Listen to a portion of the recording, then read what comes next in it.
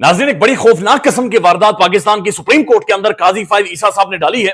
और जहां पर शहीद अरशद शरीफ साहब के हवाले से मामला था, तकरीबन 13-13.5 महीनों के बाद पाकिस्तानी सहाफत का एक एजाज, पाकिस्तानी सहाफत का हीरो और पाकिस्तानी कौम का हीरो जनाब मोहतरम शहीद अरशद शरीफ साहब के हवाले से मामला सुप्रीम कोर्ट के अंदर मौजूद था।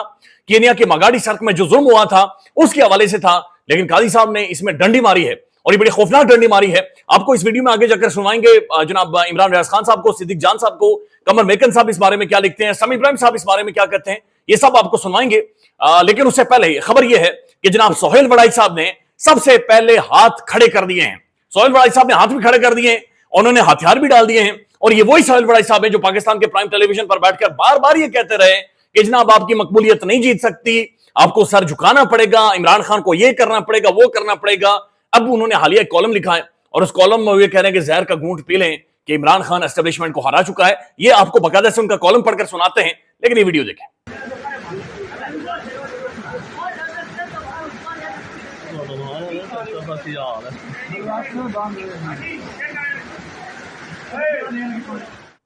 ये वीडियो रावलपिंडी की है। ये पिंडी डूब गया है, नाला लगी, इसकी सतह इतनी बुलंद हो गई है कि पानी लोगों के घरों के अंदर दाखिल हो गया है। मानसून की बारिशें, इस बारे में सबको पता था पहले से कि जनाब ये तबाही होनी है, लेकिन जाहिर है लाहौर के अंदर मरियम साहबा निकल पड़ी थी। शोएब किधर हैं, शोएब किधर से पानी ड्रैग किया है, शोएब पानी किधर से निकाला है, किधर से नहीं निकाला, ये भी पंजाब है। ये रावलपिंडी के लोगों के लिए जिंदगी अजीर और अजाब बन गई। गंदा पानी उनके घरों के अंदर दाखिल हो गया है और इसकी सतह इतनी बुलंद है, तकरीबन 5-5 फीट तक ये लोगों के घरों के अंदर ये पानी दाखिल हो रहा है। अभी भी बारिश का मौसम बना हुआ है और मजीद बारिशें होनी है। फोरकास्ट ये कि अगले 5 से 10 दिन मजीद बारिशें होनी है। मसला यह है कि जो सैलाब आएगा या पानी की सतह बुलंद हो रही है, इसके लिए जो आले लगाए गए थे, ये जो नाला लई और मुख्तलिफ नालों के ऊपर, पिंडी के 20 बरसाती नालों के ऊपर, उनके बारे में बताया गया कि चोर उठाकर लेकर गया है। चोर चोरी करके वो सारे आलात उतार कर लेकर चला गया है, क्योंकि उसे पता था कि मुल्क के अंदर गैर कानूनियत या ला कानूनियत इतनी ज्यादा लिहाजा ऐसी डंडी मारेगा। लिहाजा इस बारे में अभी पिंडी का कोई पुरसाने हाल नहीं है, कोई पूछने वाला नहीं है और पिंडी के अंदर ये पानी की जो सतह है ये बुलंद होती जा रही है। अब ये सोहेल वड़ाई साहब क्या लिखते हैं, ये बड़ा इंटरेस्टिंग है। और वड़ाई साहब के कॉलम का जो मुख्तसर मोटा हिस्सा है मैं पढ़कर आपको सुना देता हूं। सोहेल वड़ाई साहब ये कहते हैं कि किसी की पेशानी पर सलवट पड़े या किसी के चेहरे पर मुस्कुराहट आए, मलहूत हुकूमत में शामिल दोस्तों का दिल टूटे या फिर तल्ख बात उन्हें हजम ना हो, मुक्तदरा यानी एस्टेब्लिशमेंट की बड़े आज ये तस्लीम ना करें, खलीजी ममालिक राजी हों या नाराज हों, यानी मिडिल ईस्ट के मालियाती इदारे हम पर मेहरबान हो या पाबंदियां लगा दें, अर्ज ये है कि रद्द-ए-अमल जो भी हो, लेकिन अगर तजादिस्तान में, पाकिस्तान ने वो कहते हैं तजादिस्तान ने आईन और बंदोबस्त के तहत चलना है और खून खराबे जोर जबरदस्ती से बचना है, तो सियासी बहरान के हल के लिए ये कड़वा घूंट पीना पड़ेगा। अब कड़वा घूंट क्या है वो आपके सामने रखते हैं। मकबूलियत वाले को कबूलियत वालों को रास्ता देना पड़ेगा। यानी खान को, वो जो अडयाला जेल के अंदर मकबूल तरीन पाकिस्तान का लीडर है, उसे कबूलियत वालों को, कबूलियत जिसे एस्टेब्लिशमेंट ये कहते रहे, कबूलियत वालों को रास्ता देना पड़ेगा। चाहे ना चाहे इमरान खान को एक बार इक्तदार दिए बगैर ये मुल्क आगे नहीं बढ़ सकता। ये सोहेल वड़ाई साहब बातचीत कर रहे हैं, जो ये कहते थे कि पावर इज पावर, ताकत है, ताकत का ज़ौम, ताकत का नशा है। वो आज कॉलम लिख रहे हैं कि चाहे आप जो मर्जी कर लें, लेकिन इमरान खान को एक बार इक्तदार दिए बगैर ये तजादिस्तान यानी पाकिस्तान अब आगे नहीं बढ़ सकता। बहरान के दलदल से निकालने के लिए बादल नहोस्ता ही सही, मुक्तदरा को अभी से ये तस्लीम कर लेना चाहिए, एस्टेब्लिशमेंट को तस्लीम कर लेना चाहिए कि तमाम तर इंतजामी हथकंडों के बावजूद इमरान सियासत में सबको शिकस्त देकर विक्ट्री स्टैंड पर खड़ा है। ये खान आपको हरा चुका है। इस मीठी या तल हकीकत को जितनी जल्दी मान लिया जाए, मुल्क के लिए उतना ही बेहतर होगा, मुल्क के लिए इतना ही बेहतर होगा। तारीख और तजुर्बात से यह वाज़ेह है कि सियासत का मुकाबला सियासत से होता है, सियासत का मुकाबला इंतजामी हथकंडों से किया जाए तो सियासत जीत जाती है, और वो अडयाला जेल के अंदर बैठकर आपसे जीत चुका है। ये वो दो बड़े ठोस हकायक हैं जिनके बाद शिकस्त तस्लीम करते हुए छिपकली या फिर छछुंदर भी खाना पड़े तो एहसास कराहत या नागवारी के बावजूद उसे खा लें। यानी छिपकली या सांप खाना पड़े तो उसे खा लें, लेकिन ये मान लें कि जनाब वो आपको हरा चुका है। चंद हफ्ते पहले एक और सकूते ढाका के जरिए सब फरीकों को माजी की मिसाल देकर मुतनब्बे करने की कोशिश की थी। अब भी यही आजाना गुजारिश है कि शेख मुजीब गद्दार था या मुहिब्बे वतन था। جب آئینی بندوبست کے تحت اسے اکثریت مل گئی تھی، یعنی شیخ مجیب جیت گیا تھا، تو دل پر پتھر رکھ کر ہی صحیح اسے اقتدار دے دینا چاہیے تھا، شیخ مجیب کو اقتدار دے دینا چاہیے تھا۔ آج عمران خان کی مقبولیت کا جادو سر چڑھ کر بول رہا ہے، ہجوم کے غصے کو ٹھنڈا کرنا ہے، عدالتی نظام کے فیصلے تسلیم کرتے ہوئے اس کا بھرم برقرار رکھنا ہے، تو پھر ایک بار کپتان کو حکومت دینا پڑے گی، تو پھر ایک دفعہ پھر اسے حکومت دینا پڑے گی۔ قوموں کی زندگی میں 4-5 سال کچھ نہیں ہوتے، شیخ مجیب متحدہ پاکستان کا وزیر اعظم بن جاتا تو بہت امکان تھا کہ وہ اچھی گورننس نہ دکھا سکتا اور بنگال میں بھی غیر مقبول ہو جاتا، مگر ہم مغربی پاکستانیوں نے یہ رسک نہ لیا۔ اس وقت کڑوا گھونٹ پی لیتے، دل جلانے والی دعا نگل جاتے تو شاید زہر ہی زہر کا علاج ہو جاتا، لیکن آپ نے اس وقت اسے اقتدار نہیں دیا، ملک ٹوٹ گیا، اور آج اس کی مقبولیت کا، یعنی خان کی مقبولیت کا جو جادو ہے وہ سر چڑھ کر بول رہے ہیں، لہذا اسے اقتدار دینا پڑے گا۔ تو سہیل بڑائی صاحب یعنی خان، پاکستان کے پرائم ٹیلی ویژن پر بیٹھنے والی بڑی شخصیت جو طاقت کو طاقت کہتی تھی، وہ آج ماننے پر تسلیم کر گئی ہے کہ نہیں، طاقت سب کچھ نہیں ہوتا، آپ کی آئیڈیالوجی، آپ کے مستقل مزاجی، آپ کا تگڑا پن، آپ کا کھڑے ہو جانا اصل عکاسی کرتا ہے، ترجمانی کرتا ہے کہ آپ جیت سکتے ہیں۔ تو سہیل بڑائی صاحب بہرحال مان گئے۔ اب یہ معاملہ ہے جناب شہید ارشد شریف صاحب کے حوالے سے۔ ارشد شریف صاحب ایک صحافی نہیں تھے، ارشد شریف صاحب اس قوم کے ہیرو ہیں۔ ارشد شریف پاکستان کی تاریخ کا ایک ایسا حصہ ہے کہ جس کے بغیر پاکستان کی تاریخ مکمل نہیں ہو سکتی۔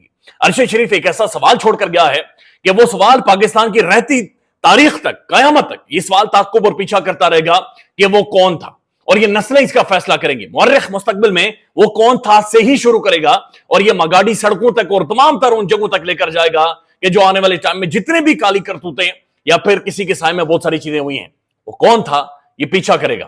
لیکن آج جو کچھ ہوا ہے یہ وہ کون تھا پتہ چل گیا ہے۔ جناب قاضی فائز عیسیٰ صاحب نے ایک ڈنڈی ماری ہے اور ایک ایسی انہوں نے حواردات ڈالی ہے کہ جس پر سب حیران ہیں۔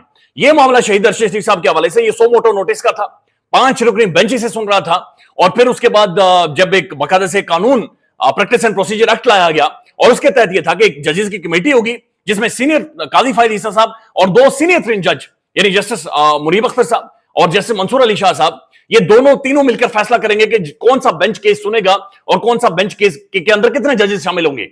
اس کمیٹی کے فیصلے کے بغیر قاضی فائز عیسیٰ صاحب نے مستقبل کے چیف جسٹس منصور علی شاہ صاحب، جو صرف چند مہینے دور ہیں جنہوں نے چیف جسٹس پاکستان کا بننا ہے، ان کے سامنے یہ کیس لگا دیا، اور منصور علی شاہ صاحب یہ کہتے ہیں کہ مجھے خود بھی نہیں پتا تھا کہ میرے سامنے یہ کیس لگا دیا۔ یہ کتنی ایک باریک واردات ہے، اس کے بارے میں پہلے یہ صدیق جان صاحب کو سننا ہے کہ قاضی صاحب نے یہ کیس چپ کر کے لگایا ہے 3 کی بینچ کے سامنے، اور آج کمرہ عدالت میں بہت بڑا انکشاف کیا منصور علی شاہ صاحب نے کہ ان کو پتہ ہی نہیں ہے کہ 184(3) کا یہ کیس لگ گیا ہے۔ یہ واضح طور پہ اب آپ اس کو واردات کہیے، آپ اس کو شرارت کہیے، آپ اس کو سازش کہیے، آپ اس کو مس کنڈکٹ کہیے، لفظ مجھے نہیں پتا کہ کیا ہو سکتا ہے، لیکن بڑی زیادتی کی ہے قاضی صاحب نے۔ اب اسی طرح کی واردات کا اشارہ جناب سمیع ابراہیم صاحب بھی کر رہے ہیں، محترم سمیع ابراہیم صاحب کو سن لیں۔ منصور علی شاہ صاحب نے اس پر بڑی حیرت کا اظہار کیا کہ یہ شاید انہوں نے کہا کہ شاید غلطی سے لگ گیا ہوگا، لیکن کچھ لوگوں کی یہاں پہ انٹرپریٹیشن بڑی مختلف ہے۔ اگر تو یہ چیف جسٹس صاحب نے لگایا کیس، تو پھر ایک بڑی بات یہ ہے کہ ارشد شریف کے ورثاء جو ہیں، ارشد شریف کے ساتھی جو ہیں، وہ اس قتل کے حوالے سے کیا بات کرتے ہیں۔ تو ایک یہاں پہ سوال تھا کہ کہیں یہ بھی کوئی باریک واردات تو نہیں چیف جسٹس کی طرف سے۔ اب یہ پرومیننٹ ینگ رپورٹر ہیں، جرنلسٹ ہیں، قمر میکن صاحب، یہ لکھتے ہیں آج سپریم کورٹ میں ارشد شریف شہید کیس کے سماعت میں جسٹس منصور علی شاہ نے انکشاف کیا کہ یہ کیس 5 رکنی بینچ کے بجائے غلطی سے اچانک یعنی قاضی صاحب غلطی کر بیٹھے ہیں، اچانک 3 رکنی بینچ کے سامنے لگا دیا گیا ہے۔ یہ 3 رکنی ججز کمیٹی میں اس پر مشاورت نہیں کی گئی تھی، اس لیے 5 رکنی بینچ کے میسر ہونے تک سماعت ملتوی کر دی گئی تھی، لیکن سوال یہ ہے کہ 3 رکنی ججز کمیٹی کے اپروول کے بغیر، یہ وہ کمیٹی تھی کہ جس کی اجازت کے بغیر قاضی صاحب کہتے تھے کہ کچھ بھی نہیں ہو سکتا، میں نے بینچ میں نہیں بیٹھنا، میں نے کسی معاملے کو سننا ہی نہیں ہے۔ 3 رکنی بینچ کے سامنے کیس سماعت کے لیے مقرر کیوں کیا گیا ہے؟ یہ کس نے کیس سماعت کے لیے مقرر کیا ہے؟ کیا یہ جسٹس منصور علی شاہ کو پہلے ہی متنازع بنانے کی ایک ناکام کوشش ہے؟ منصور علی شاہ صاحب کو، آنے والے چیف جسٹس کو ولنریبل کرنے کے لیے ایک دانہ ڈالا گیا ہے، ایک ماحول ان کے لیے کریٹ کرنے کی باقاعدہ سے کوشش کی ہے۔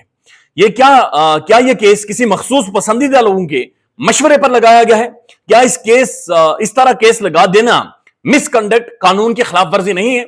اس کے پیچھے اصل گیم اور کردار اب باشکار ہوتے جا رہے ہیں اور عوام سب کچھ سمجھ رہی ہے۔ مزید یہ کہ اب چیف جسٹس قاضی فائز عیسیٰ پر اس معاملے کے بعد انگلیاں اٹھ رہی ہیں اور مشورہ دینے والوں کے نام بھی سامنے آ رہے ہیں کہ جناب قاضی صاحب یہ کیا کرتے رہے. جب فواد چودھری صاحب نے اس حوالے سے گفتگو اور بات چیت کی ہے, فواد چودھری صاحب یہ کہتے ہیں کہ جناب ایک تو منصور علی شاہ صاحب کا نوٹیفکیشن جاری ہونا چاہیے کہ وہ 3 مہینوں بعد یا جو بھی ٹائم قاضی صاحب کے پاس رہ گیا, میرے خیال میں 88 یا 90 دن رہ گئے کہ وہ آنے والے چیف جسٹس ہیں پاکستان کے. ساتھ ساتھ انہوں نے یہ کہا ہے کہ پاکستان کے جو وزراء ہیں اس وقت حکومت کے, یہ اب آہستہ آہستہ اپنا انہوں نے سامان پیک کرنا شروع کر دیا ہے اور جی کا جانا ٹھہر گیا ہے, اور اگلے 40 دنوں میں آپ کے سامنے یہ واضح ہو جائے گا کہ یہ حکومت گیو یا اپنے گھروں کو گیو. اور وہ کہہ رہے ہیں کہ عمران خان کا مطالبہ بالکل درست ہے کہ پاکستان کی فوج اپنی آئینی حدود تک محدود رکھے, نیوٹرل ہو جائے اور سیاسی معاملات کے اندر اپنا انپٹ نہ ڈالے. فواد چودھری صاحب کو سن لیں. حکومت کی پیکنگ جو ہے وہ شروع ہو گئی ہے. بہت سارے وزیر جو ہیں وہ اپنے سامان اب پیک کر رہے ہیں. انشاءاللہ تعالی مجھے لگتا ہے کہ اگلے آپ کو 40 دنوں میں نظر آنا شروع ہو جائے گا کہ حکومت کب تک فارغ ہو رہی ہے, اور اس کے بعد پاکستان کو نئے الیکشنز کی طرف بڑھنا ہے. پر اس سے پہلے ظاہر ہے کہ نیا الیکشن کمیشن کانسٹیٹیوٹ ہونا ضروری ہے. اسٹیبلشمنٹ نیوٹرل ہو جائے گی تو یہ مقدمے ویسے ہی ختم ہو جائیں گے. عمران خان جو ہیں وہ باہر آ جاتے ہیں تو پھر پاکستان میں ایک نئی سیاست کا آغاز ہونے لگا ہے. آخر میں عمر ایوب صاحب کی ایک سٹیٹمنٹ ہے, انہوں نے کہا آج آپ نے حوالدار بشیر کو ہمارے پیچھے لگایا ہوا ہے, یا آنے والے ٹائم میں حوالدار اللہ دیتا آپ کے پیچھے آئے گا, اور جب حوالدار اللہ دیتا آپ کے پیچھے آئے گا تو پھر مشکل ہو جائے گی. یہ بھی سن لیں, خیال رکھیے گا. اللہ حافظ. جو اس وقت کے حکمران ہیں وہ ہمارے پیچھے حوالدار بشیر کو تو لگائیں گے, کل پھر حوالدار اللہ دیتا آئے گا تو وہ ان کے پیچھے لگے گا. بہت شکریہ. پاکستان میں اس وقت سب سے بڑا مسئلہ بولنے کا ہے. پاکستان میں بولنے نہیں دیا جاتا, زبانیں کھینچ لی جاتی ہیں, ڈر ہے, خوف ہے, ٹیرر ہے. پاکستان کا میڈیا مکمل طور پر کنٹرولڈ ہے, ویل مینجڈ ہے, ایک میسو سینسرشپ ہے. اسی طرح کا دباؤ پاکستان میں سیاست ڈور پی کے بھی فیس کر رہا ہے, جسے پاکستان بھر میں گزشتہ کئی مہینوں سے ماورائے آئین, ماورائے قوانین مکمل طور پر بند کر دیا گیا ہے, مکمل طور پر بین کر دیا گیا ہے. سیاست ڈور پی کے کی نشریات کو لمیٹڈ کر کے پاکستان میں چھوڑ دیا گیا ہے. تمام تر قانونی محاذ کے اوپر آواز اٹھائی گئی, دستک دی گئی, لیکن ہر طرف سے خاموشی ہے, سناٹا ہے, کہیں پر کوئی سنوائی نہیں ہے, کوئی سننے کو تیار نہیں ہے. لیکن اس کا حل کیا ہے؟ کیا خاموش ہو جائیں؟ کیا سوال نہ کریں؟ کیا معلومات آپ تک نہ پہنچائیں؟ کیا انفارمیشن آپ تک نہ پہنچائیں؟ معلومات بھی پہنچے گی, انفارمیشن بھی پہنچے گی, سوالات بھی اٹھیں گے, لیکن اب آپ نے رول پلے کرنا ہے, آپ نے اپنا کردار ادا کرنا ہے. اور چھوٹا سا ایک پروسیجر ہے, پروسیس ہے, اس کے بعد آپ اپنا کردار ادا کریں اور ہماری مدد کریں. پہلے آپ نے یہ کرنا ہے کہ ہمارے یوٹیوب چینل کو سبسکرائب کرنا ہے, اس کے بعد جوائن کے بٹن کے اوپر جانا ہے, کلک کر کے ہمارا ممبر بننا ہے. یا پھر دوسرا آپشن یہ ہے کہ آپ نے ویڈیو کی ڈسکرپشن میں جانا ہے, وہاں پر پیٹریون کا لنک موجود ہوگا, اس لنک کے اوپر کلک کریں اور ہمیں سپورٹ کریں, ہمارا حصہ بنیں, ہماری طاقت بنیں. خیال رکھیے گا. اللہ حافظ.